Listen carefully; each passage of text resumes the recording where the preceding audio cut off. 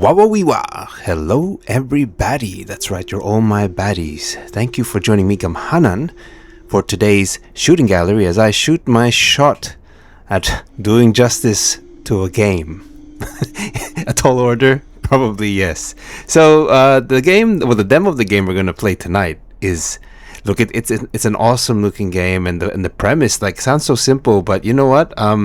It's attractive, and then I'll tell you why. So the game we're gonna play is the demo to the Old Flesh of Nuraga.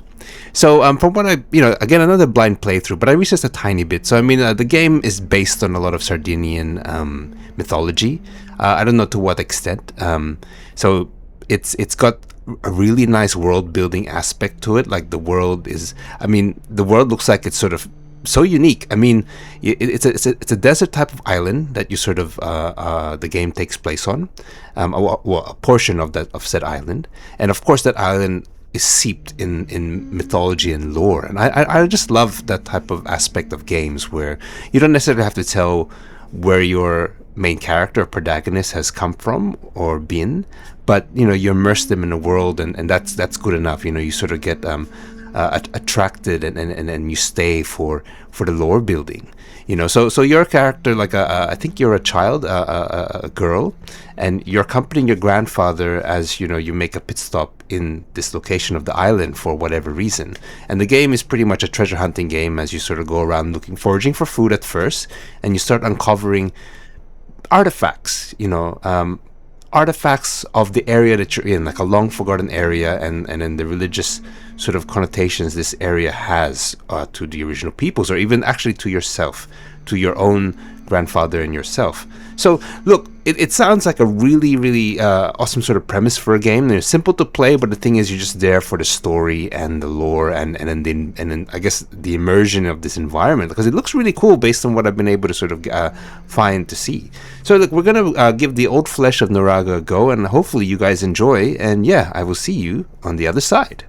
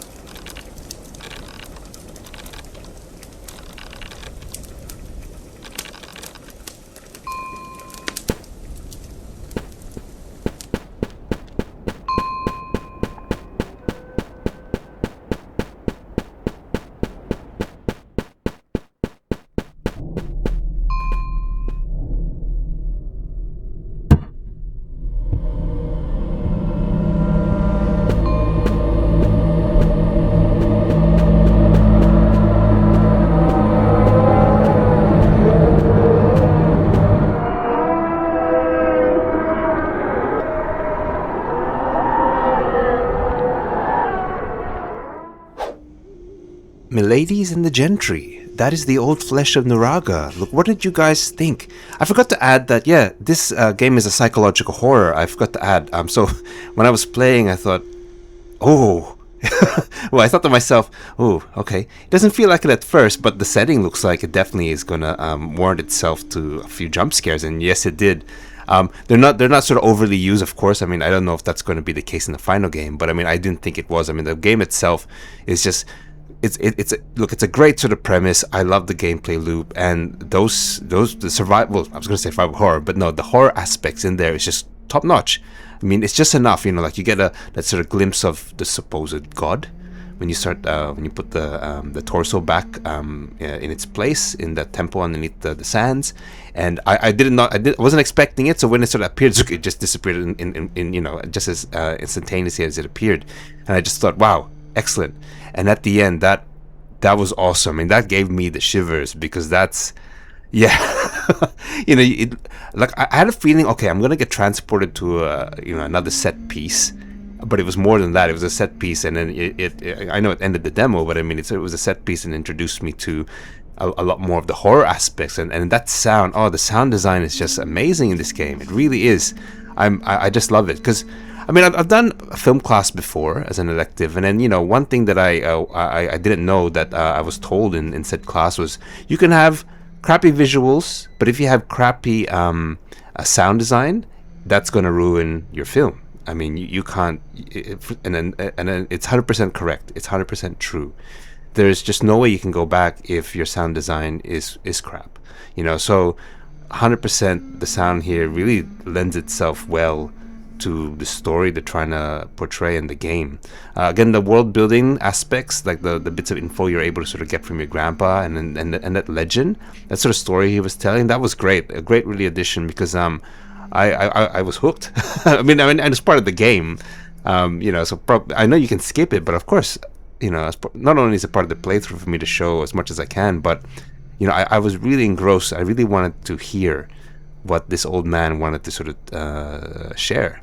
And look, the gameplay itself of finding the treasure is pretty fun. I mean, it's not too hard, but at the same time, there's a bit of challenge, because, and I think it allows you to explore. I mean, I explored a little bit as much as I can, but and on top of that, it was still fun to sort of explore again, because of course I didn't cover everything, but part of that second exploration was was hunting for foraging for food, and then you ultimately start finding artifacts. Okay, that is me. I got nothing else to add. That's a great game, and I hope to see you next time. Peace out.